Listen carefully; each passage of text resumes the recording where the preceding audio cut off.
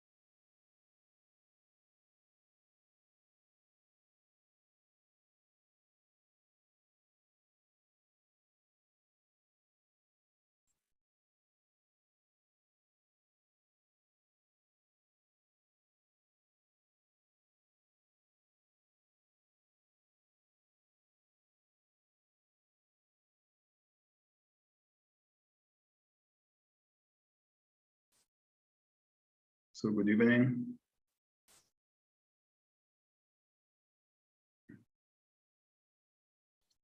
And welcome to today's talk. Hello, director. Can you unmute yourself? Can I am unmuted.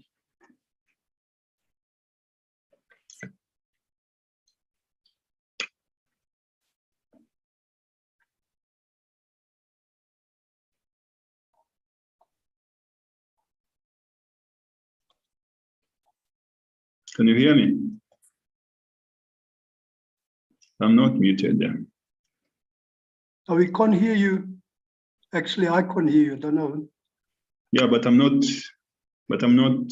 muted. I can hear. Yes, so Brother Mirko can't hear. Tell him. Okay, so you carry on anyway. Hopefully he'll be able to hear. So welcome everyone to this talk. Inspiring talk, hopefully. Okay, so maybe we can start with 2 minutes of silence. Sorry, anyone, can you hear the director? Yes, I can hear. I can hear everyone.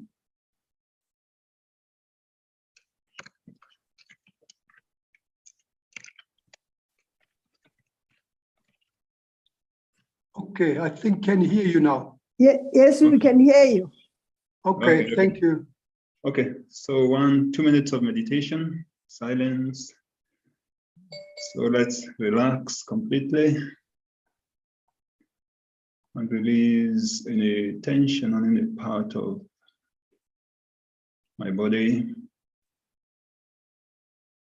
I breathe in and out at my natural pace and relax completely. I welcome the silence of my reality. I focus on my more subtle nature, peaceful, silent, being of energy that I am. I relax my mind completely, preparing for what we are going to do in the next 1 hour and even thereafter. I enjoy this moment completely.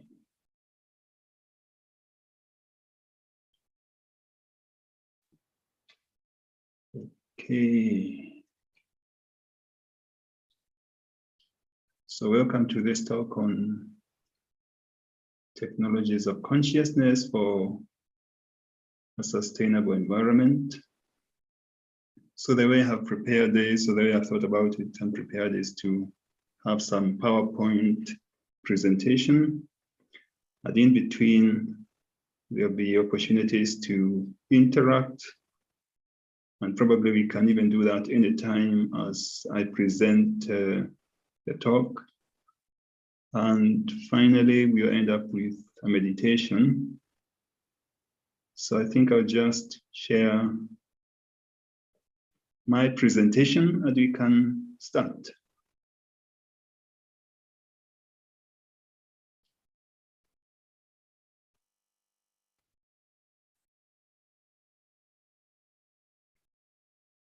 Okay, and you can inform if you're seeing my slides.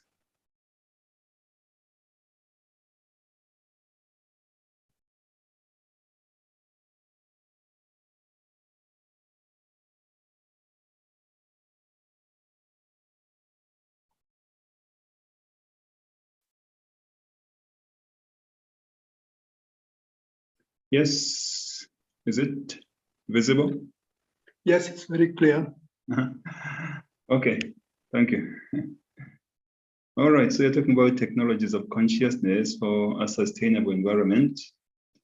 And so what's a good place to start? Think about what is consciousness, what is a sustainable environment, and how do the two of them work together? How can one use one's consciousness then to impact on the environment in a sustainable manner? Probably it's something we know happens anyway. And one might have come across so many things indicating that what one thinks, the type of energy that's coming from one's mind, of course, impacts on the environment a lot. It also impacts on the decisions that we make. And those decisions, of course, have a direct impact on the environment. So this sort of thing is generally well known. But what maybe is less well known is about, a proof of it, How do we show that this happens? That, for instance, what I think impacts on, let's say, on the environment, on the feelings of others, and if it is positive, it impacts on how others apply their mind and the decisions they make, and therefore the outcome, which has an impact on the environment. But also one can think that, how I think, the energy of my mind also impacts on the elements of matter themselves. And how the elements of matter behave, of course, is an aspect of sustainability. So what I thought may be useful for today's talk is to show those various studies or experiments that have been done to show that your consciousness impacts on the consciousness of others, and your consciousness impacts on the elements. And I have a few of those cases, some of which I have been doing myself at my workplace, and others have been done elsewhere. And what I would also want to do, of course, is to hear from anyone who may have such experiences, so that it becomes interactive as we carry on. Okay, so what is human consciousness? So in mainstream science how to be considered. It's considered as one of the biggest questions in science. It's not very well understood. And various thinkers and famous individuals, have referred to consciousness in different ways. So I think, therefore, I am. Without awareness, there'd be no perception, no thoughts, no world. So you're not your physical body, you are the sun, energy of balance. The only reason why you experience life and aliveness is because you are conscious. And consciousness is fundamental. Everything else is secondary. So of course, all this implies that consciousness has so much to do with sustainability. And the other thing we know is that when I enhance my consciousness, I access my values and my qualities, and of course that impacts a lot on how my life is. And that has a direct implication on how sustainable the way I'm living is, and how I'm living is impacting on sustainability on many other levels. Okay. But the other thing I would want to indicate is that for the meditation that I've practiced for a long period of time, I just understand consciousness as that being of light, that sits in the middle of the forehead, the soul, infinitesimal, invisible, eternal. And we also know where it sits within the brain.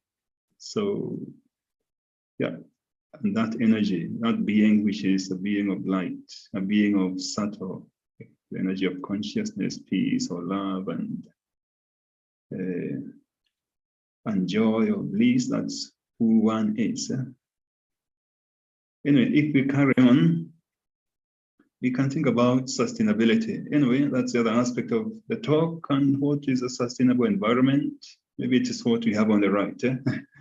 What we have on the right on this picture indicates a beautiful environment, greenery. What we have on the left is pollution, lots of waste. And of course, what we see in the world today is lots of the pollution and everything. And we also see the global population running away, increasing so much. So the demand for so many things, demand for resources, for water, demand for space is increasing so much. And we also love consuming lots of the resources without considering what's going to happen in the future for all those who will be there in the future. So sustainability is quite a big issue. And even now, the UN itself talks about the Sustainable Development Goals. I think Agenda 2030 is regarding these goals. So there is a clip here that refers to those goals, but I think I'll just go ahead to show what they are. I'm thinking that, maybe most of you have come across this anyway. So the UN says by 2030, all these development goals should be achieved, or the aim is to achieve them by 2030. And of course, these are to do with the environment anyway, in many different ways. So no poverty, no hunger, good health, good quality of education. You see, there are so many of them, but now the question we may want to ask is, how do these relate to consciousness? And of course, some aspects, as I have mentioned, are obvious. For instance, I could say, if my mind is a happy mind, I don't get too stressed, of course, my health will be good. And if my mind is also not is focused, because maybe I have learned some meditation, I've learned some other methods, but I'm able to concentrate as much as I need. Maybe if I'm a student, or maybe at work, then if I'm a student, then my education, of course, will be impacted by that. So some of the ways in which what I think, what I feel impacts on these development goals is quite obvious. Some others are not so obvious. And they're the ones that I think I'm focusing on in this talk. And there are two aspects, and one of them is regarding how my energy as a human being, my thoughts, my consciousness impacts on the consciousness of others. So what do I mean? You know, us when we meditate, because I've been meditating for close to 30 years, you know, one of the things we do is to not just meditate for myself. So I just see it as that being of consciousness. I concentrate. I emerge that energy of peace that I experience as a soul and have as a soul, that resource, and then I can send those vibrations of peace or that energy of peace. I can also obtain that energy from the source and then also radiate that peace. And one of the things that we know or we think or we feel is that is making such a big impact on those who are having issues, those who are in difficulties of different kinds, those who are in sorrow, those who are in confusion, are not being able to make decisions in the right manner. And that is something we know, like now with the flooding problem in KZN. Now we are saying, let's pray for this. Even the president was talking about that. Others are saying, let's meditate. And if there is a war in Ukraine, let's meditate on that. So, but the thing is, how do you know that actually works?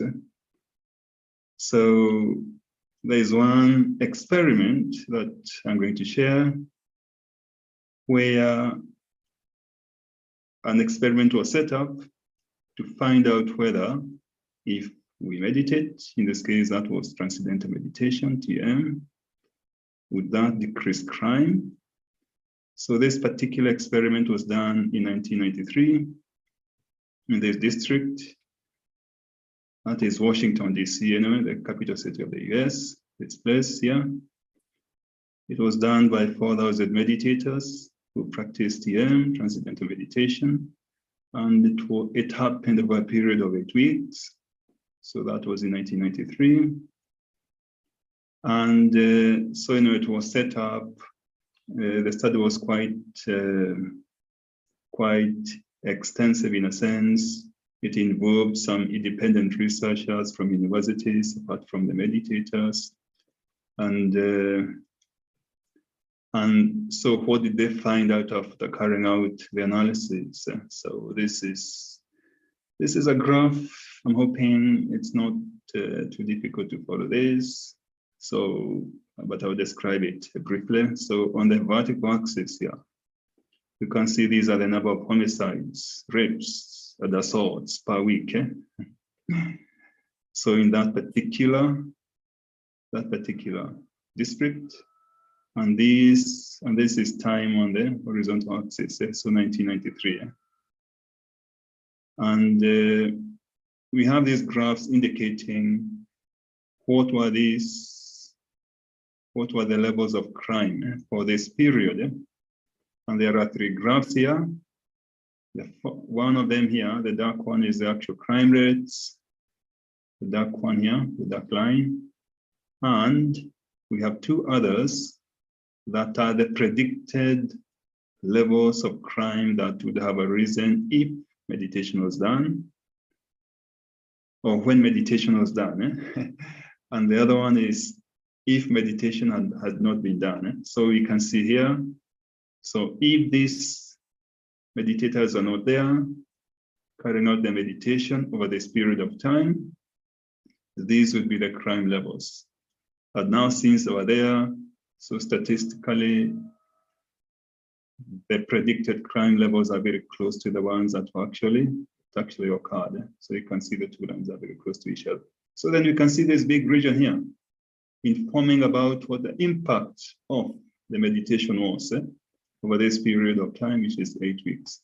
So more simplified a bit more, this is what it shows. So the same result presented in a different way. So you see the number of meditators over the 8 weeks was increasing, and as that was increasing, the percentage of crime was reducing more and more and more. And finally, around 8 weeks, we had there was a reduction of around 23% in crime in that district. And this was a very well-controlled experiment that shows that if you sit in meditation, that is impacting on others in a very deep way. And actually, many studies done by transcendental meditators. The Brahma Kumaris, our meditation has not done many of these studies, but if one just looks around, there are so many of these that give this sort of result. So they are there, but generally not known. But it's definitely something that happens. So now I would want to hear anyone who may have any experience on this, either at a small scale or large scale, any experience on what you've done, or what has been happening to your mind or others' minds has been impacting on how people relate, how people interact. So I'm welcoming anyone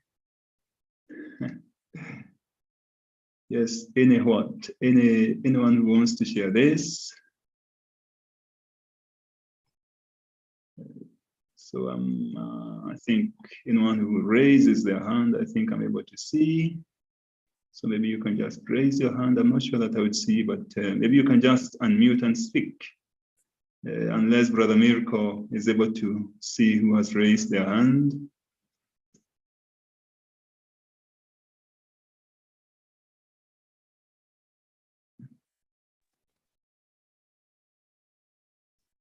Okay, I don't see anything. I don't see anyone raising their hand.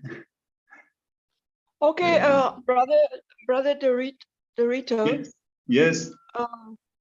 I want to tell you something that happened. I was visiting quite a restless, ill relative who had a number of strokes, Okay. and I was and she was quite angry about what had happened to her, and she couldn't sleep or relax or anything, but she was confined to the bed.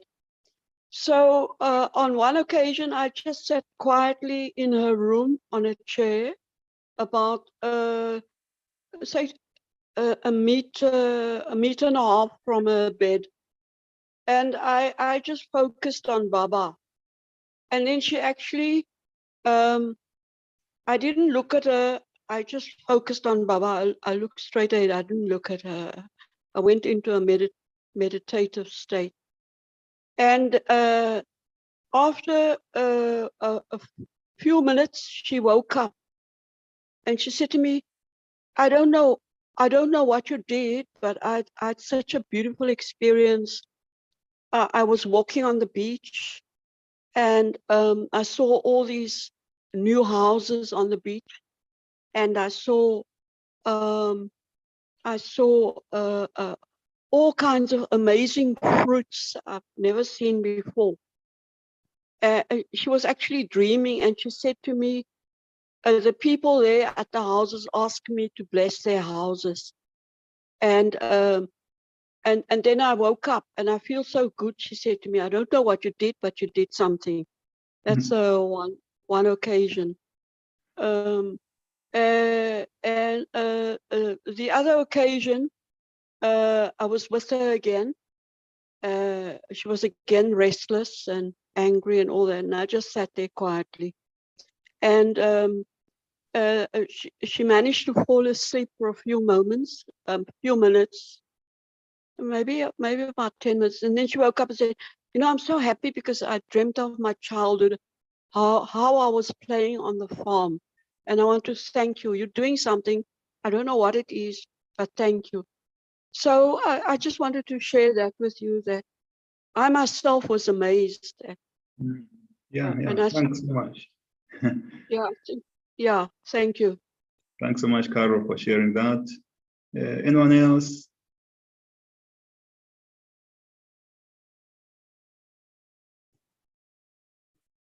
Okay. Okay, we can just carry on.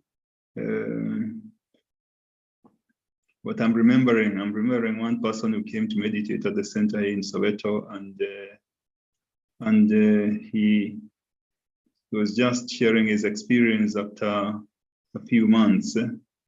That before, as he used to walk around in the streets of Soweto or anywhere else, you're just feeling that people are not having good feelings for him. It's like they are frowning at him or something. But what you observed is after he started meditating, he just started feeling people are so happy with me, they're all smiling, and just an impact of meditation. Something interesting. Okay. So we can carry on.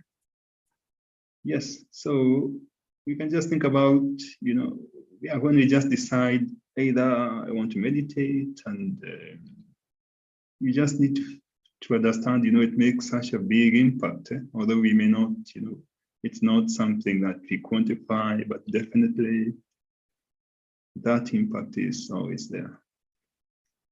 So now we can go to the other aspect, and this is where you're thinking about the elements of matter. And the question you might want to ask is, does consciousness impact on matter?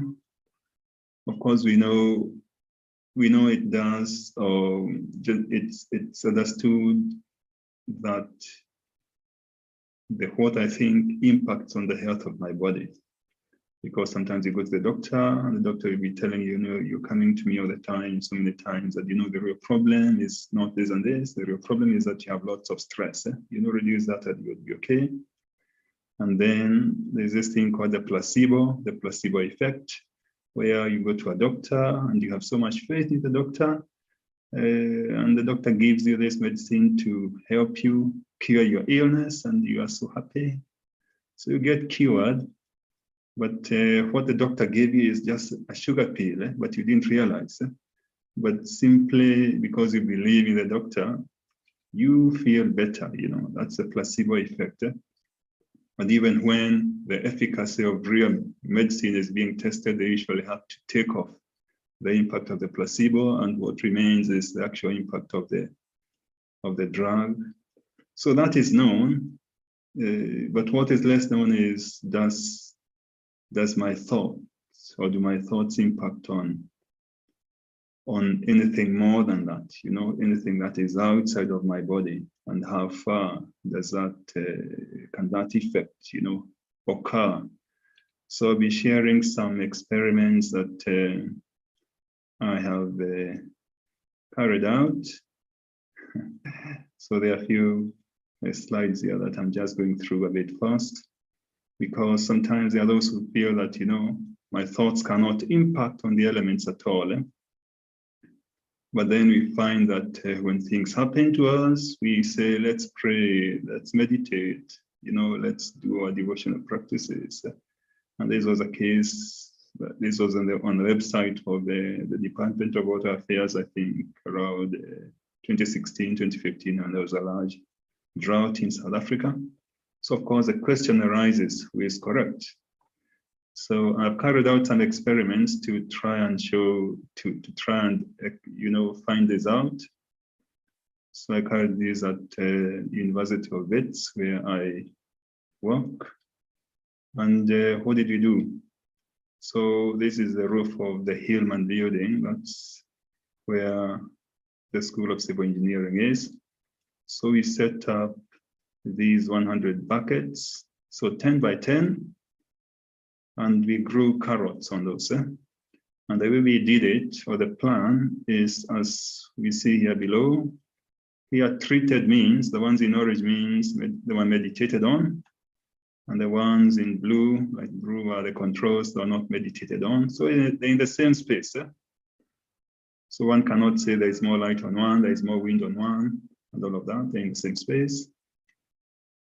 And after a few months, they were very grown, and this was actually a final year project for these 3 students, final year students, in 2016. So, I was meditating on the carrots, you know, those buckets that need to be treated. I was meditating on them from the center. Is where I am even now, the Soweto Meditation Center. This is about 15 kilometers away.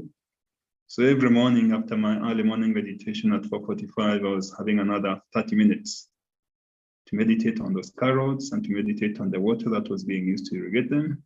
And we did that up to 100 days. So after when we harvested the carrots. So this is an illustration of how the ones that were meditated on. So, and the water as well. So what did we find? What happened? We harvested, we compared the yields, and this is what we found out, that, you know, there was an 11% difference. The increase in yield was 11%. That is the average, and we're talking about 400 carrots actually, because in each bucket we had 8 carrots. So the average weight of the treated carrots, the ones meditated on, was 11% greater. And the statistics indicated that was significant. And of course, and the stems and the leaves, the shoots were also much greater, about the same, 9.5% greater. And the bigger differences were to do with the nutrition content, actually not the yield, but the nutrition content. So we took samples of this to some lab in Johannesburg, and we looked at how the various constituents varied between the control and the ones that were meditated on. So some are around 0, some are even a bit less, you know. But we can see for many of them, 11%, 35%, 40%, 80% in one case. And it was obvious, you know, the carrots that were meditated on were much brighter, had much more bigger. The others were a bit pale. And that was the experience of, you know, my colleagues, because I was asking them, okay, which one do you want to make some juice from or take? And it was obvious which ones are, you know, were much more higher in quality. So that's one experiment I did. And then in 2017, I also did another experiment. And in this case, it was similar to the previous one, but we were thinking about retarding the growth of algae, or algae, because algae is a big problem in terms of pollution. So many water bodies are polluted. So a similar setup with 2 students, actually 3 students, 3 students, a similar setup, similar arrangement, and we found some difference as well. Not so large. This was not an easy experiment to carry out, but what we found is that the growth of the algae and the death of the algae was impacted by meditation. Okay. And of course, when one presents this sort of results to different people, some of them think this is not real, and others are silent, and others think are quite curious to find more, and they encourage you, and others think this is wonderful. So it's part of what one experiences, because I've been presenting these results in a few places. So another experiment is this particular one. And this was conducted somewhere in the States, so Princeton. And the idea here was to find out whether, just by people wishing that there should be good weather when some important functions happen, whether those feelings or that hope that, you know, today we're having this particular day in this particular place, it's a very special day for us every year. So you're just hoping that, you know, the weather should be very good, you know, having that thought. So if that's the thought we're having, the question in this experiment is, has that actually impacted on the weather conditions that happen during those days when those events are happening? Yeah? So that was done by this particular group at Princeton University. It's quite long ago, 1997. And so that is, so the days that we are talking about, the special days, in that particular university, reunion and commencement, and thousands of people come, the graduates and families come and all of that. And something that is always remarked is that the days when these functions are happening, the weather is always good. They're always blessed with good weather. So then this particular study was tried to find out whether, is this the case? So is it actually the case that, during these days, when so many people are meeting in this place, is it that there is less rainfall, which means, the weather is good, the opportunity to meet and have no issues is there? So what was done was to compare what happens during that particular period when these functions are happening with what happens after that. And what was done is to compare these particular trends in this particular city or town, Princeton, with the neighboring towns, and then see whether there are differences. So Princeton is there. So then the thing was to find out what happens over those days when the functions are happening and the following ones compared with what happens in the neighboring cities or neighboring towns. So what was found out is this. Actually, no, I think I'll just go. Okay, this what was found out is that in Princeton itself,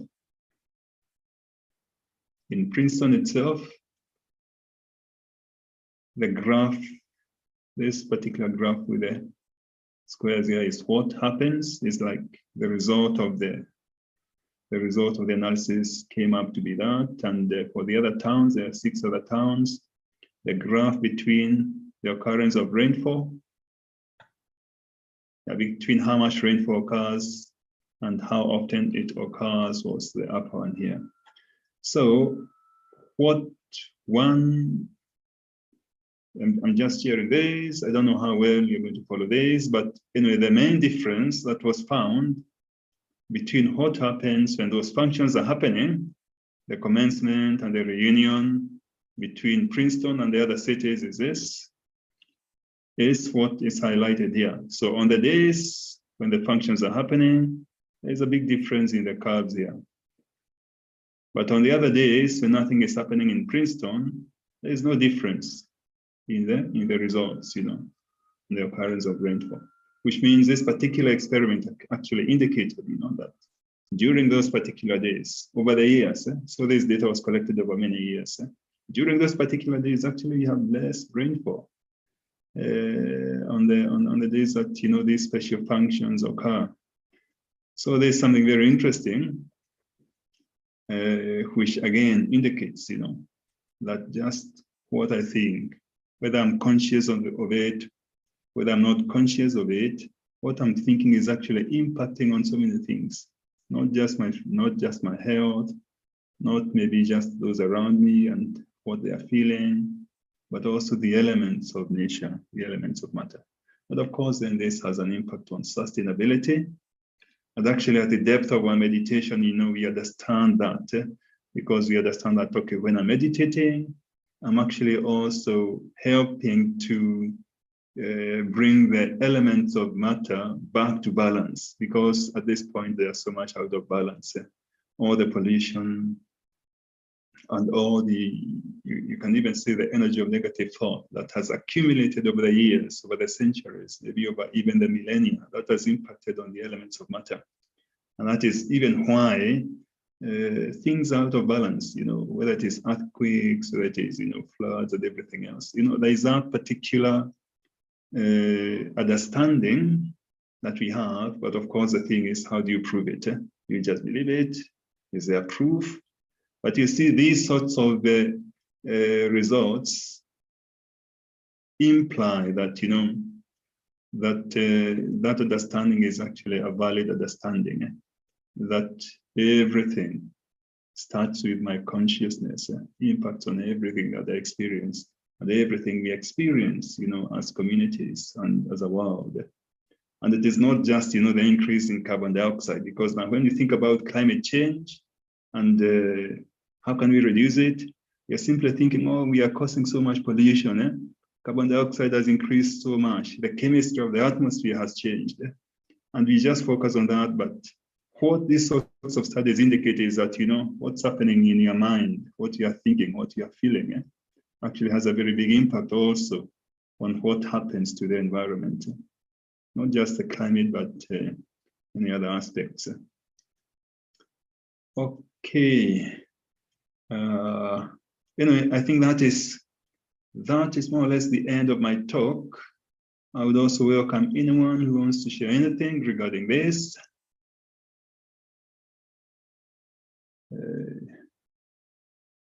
Yes. It's very, very interesting, brother. Hello? Mm-hmm. Yes, I can hear you. Yes, thanks. It's very interesting, especially with scientific proof. Yes, yeah. So I'm actually currently working on some other experiment that's a bit similar to the ones I've carried out with a few refinements, because that is always the challenge is to try to take off any aspects that may be creating some biases in the result, so that when you come up with the results and you look at the results, you are almost sure, you are very sure that the differences, or any differences you find out are as a result of, in this case would be the result of meditation or something. So I'm doing a bit of that currently as well, and I'll just see what happens. And maybe something else to mention is that in India mainly, there's thousands of farmers who are carrying out what we call yogic farming. So yogic farming is a combination of organic farming. So organic farming itself is much more sustainable than chemical farming. And in addition to doing organic farming, you also meditate on either on the crops, on the water, on the seeds before you grow them. And that has been, I think, been done for maybe up to 14 years up to now. And currently it's just spreading so fast in India. But I think outside India, I haven't seen much of that happening. But I think it's something that is similar things are actually being done in many other places. And I think even in our traditions, traditionally there was that understanding that when you go to your farm, when you go to your garden, when you go to plant, it's not just, it's something sacred. How you take it, and the energy of the mind that you put there is very important. And makes an impact on the yield that you are going to obtain from your farms or from your crops. All right, anyone else wants to say something regarding this?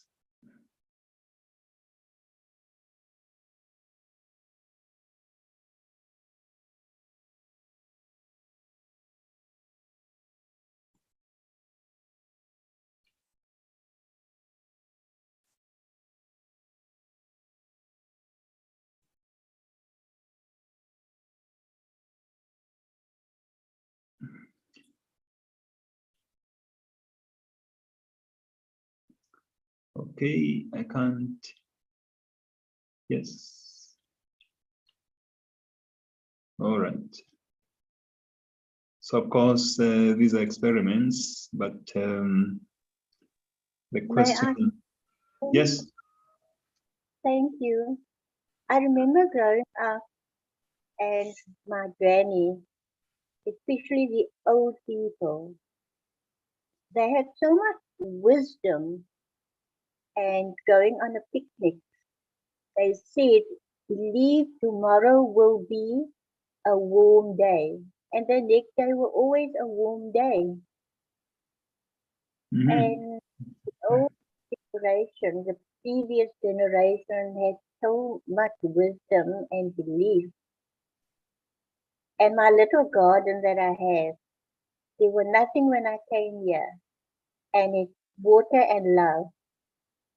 And it's flourishing, beautiful with colors. Thank you, Shanti. Om Shanti.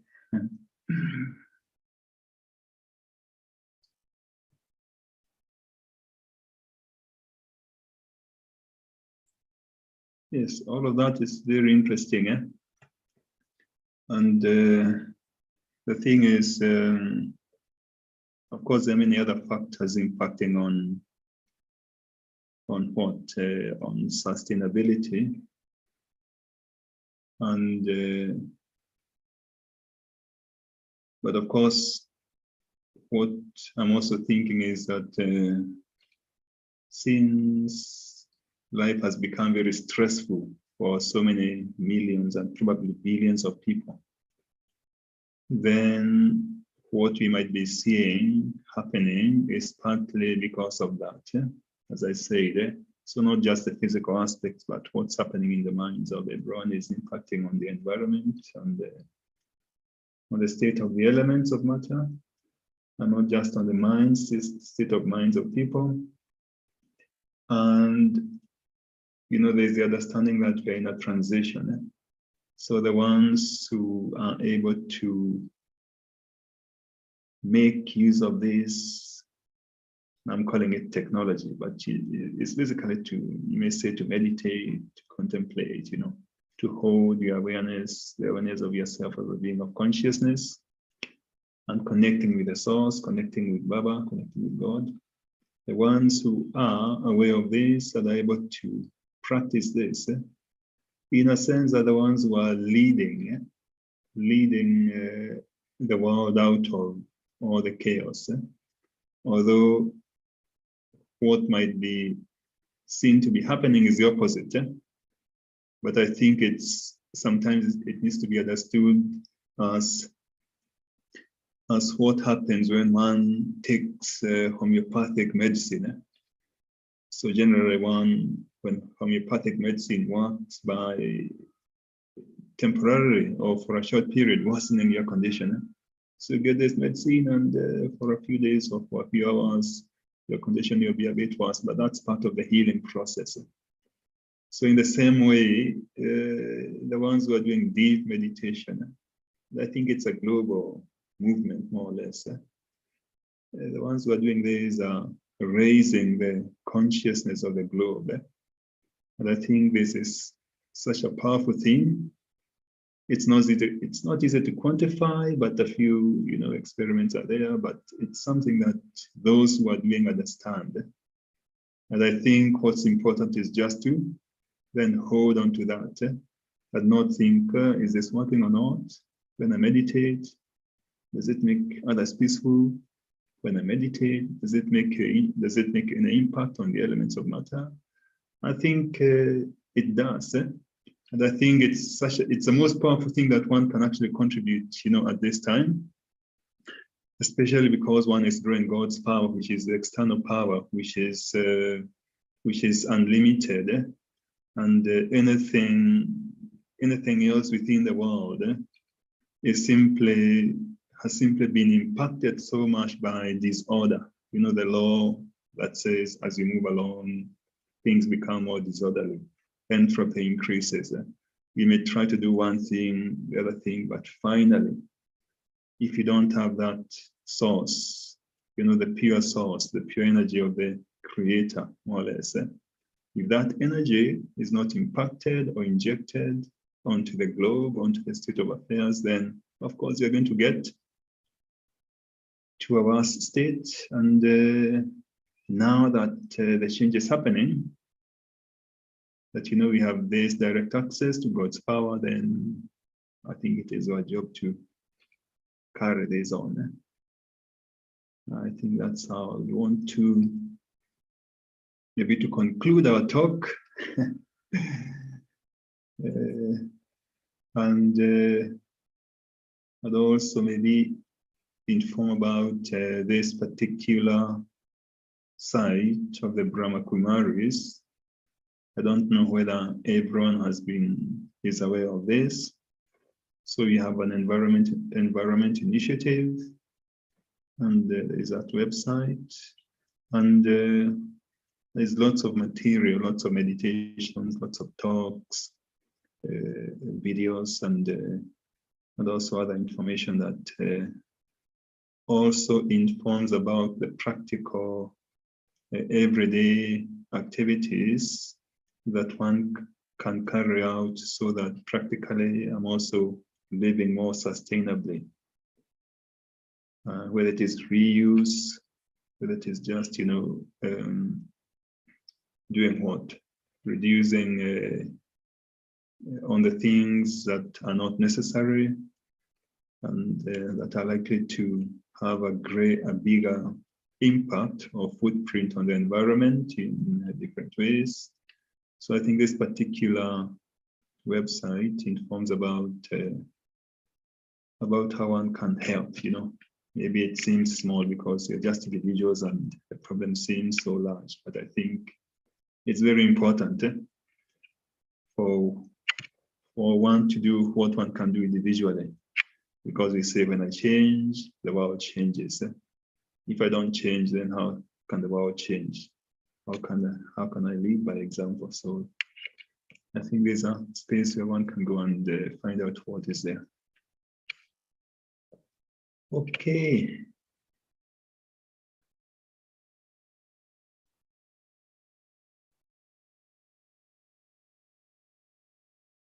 All right. So that's a connection that we need. So I'm the soul, and there's a source of infinite love and light and power, the one who transforms everything and brings the world to a state of complete newness, the one who brings me to that state of complete newness. And I think it's a natural thing. So when I understand I'm the soul, then the flow of God's energy is easy. It's a natural thing to happen because it's the flow from a child, not from the parent to the child. And it's a very natural thing that the parent sustains the child, the parent loves the child, and the child has no issues. It's a very natural thing for me to take from the parent.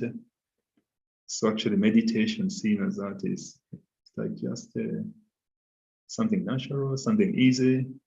It's like basking in the sun, basking in the sun. But of course, the thing is, I have to remember who I am. So if it's winter, winter is coming, and I'm in the house, and it is a bit cold. Of course, I need to get out of the house. And once I get out of the house, then the sun is shining bright. The sun is shining.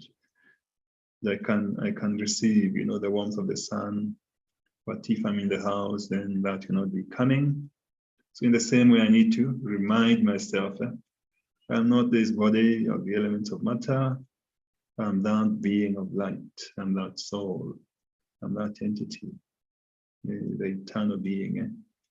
And once I'm in that awareness, the flow of the Supreme Soul's energy is just natural. It's like basking in the sun. Although it's simple, but of course other distractions come, and it's consistent practice that makes it better and better and better. Okay, any final thoughts from anyone? Otherwise, we could end with a meditation.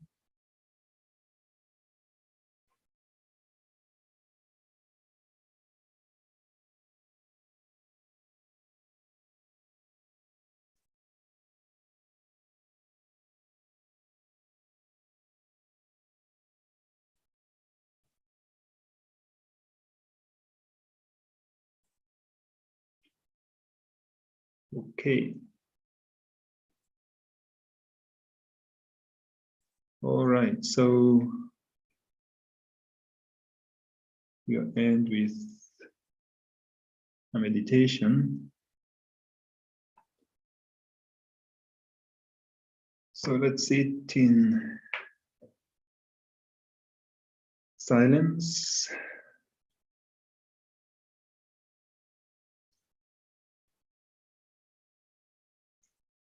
Let me sit comfortably.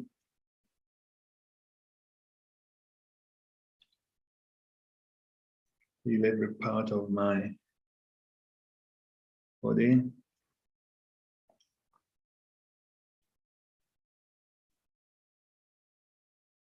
Breathe in and out and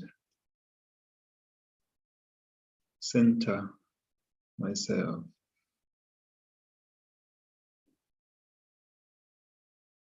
Feel that there is no tension in any part of my body. Sit as comfortably as I can.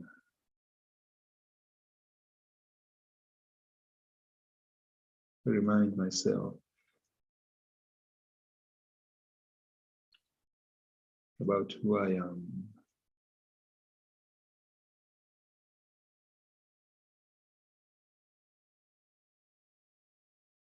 I am that living being within this human form.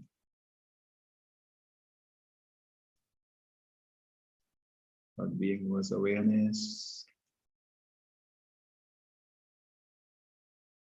the one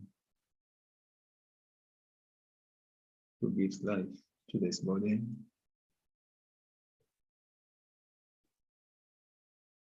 And what is my form?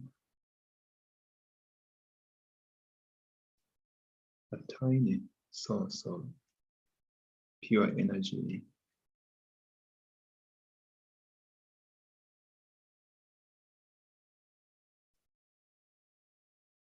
That being that resides behind the eyes, center of the forehead, where thinking happens. That thinking, feeling, being.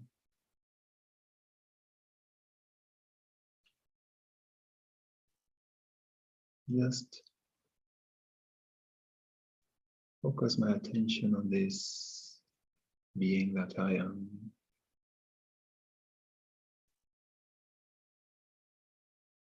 Leave everything else aside. See myself as this peaceful, silent being of light, being of peace. The soul,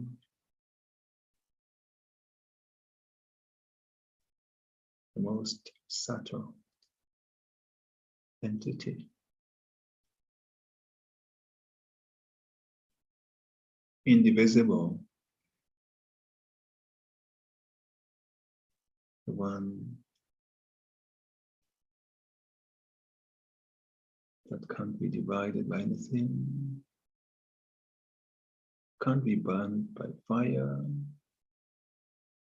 not extremely subtle entity.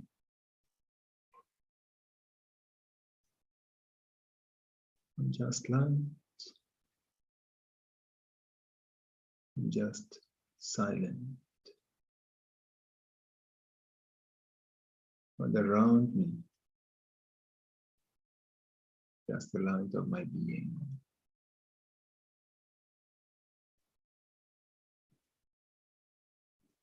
Left everything else aside and I'm just myself, pure, peaceful, silent, surrounded by light. So free, so joyful, so peaceful.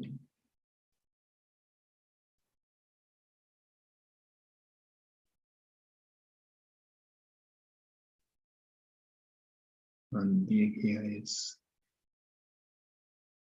so natural to me. Beyond everything, in my natural state.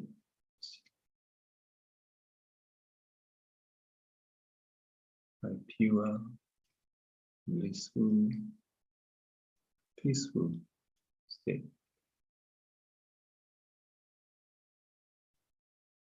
In this state, the parent of I, the soul, the supreme soul,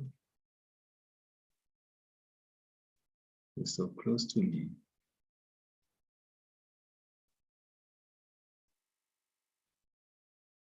And His light, His love, His pure energy is available to me, is in front of me. I can feel His loving presence on the flow of His subtle, pure, loving energy. It's like I'm basking in the sun, just enjoying that flow. Pure, beautiful, wonderful energy, like the rays of the sun. This is so much alive. Absorb this energy and gradually come back to the awareness of being here in this physical body, feeling charged with the energy of peace, love, joy. Happy to carry on with what I need to do, full of contentment, full of happiness.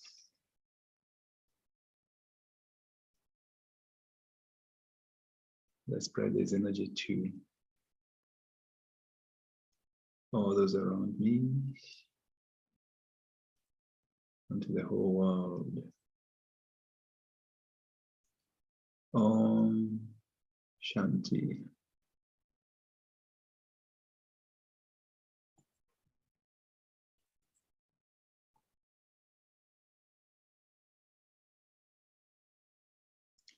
So thank you very much. Wish you all the best. See you next time.